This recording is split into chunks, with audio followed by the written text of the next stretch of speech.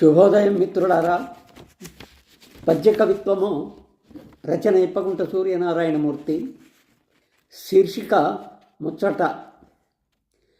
ముచ్చట తీర్చువేళ నగుమోముని చూపని వారలెవ్వరు అచ్చపు మానసం పరిహాసములేక తీర్చిదిద్దుచో పచ్చని కాపురం సదుపాయమునందదు నిశ్చయముగా నచ్చిన వారితోడ తిరునామము దాల్చిన భాగ్యవంతులవు.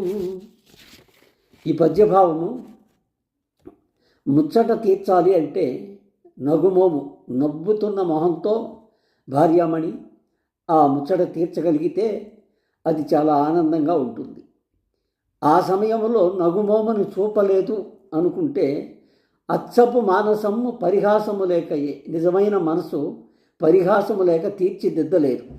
అపహాస్యము, పరిహాసము అంటే ఎగతాళి చేయడం. అటువంటి ఎగతాళి చేయకుండా మనసును తీర్చిదిద్దగలిగిన వాళ్ళు లేరు.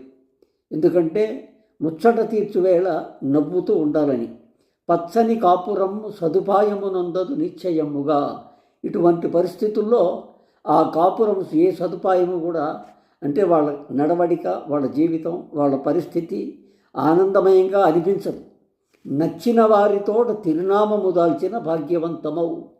అటువంటి వారు వాళ్ళు నచ్చిన వాళ్ళతో తిరునామము అంటే విష్ణు భక్తులు ధరించే నామం. అంటే ఒక రకంగా వాళ్ళు విష్ణువును పూజించేవాళ్ళు.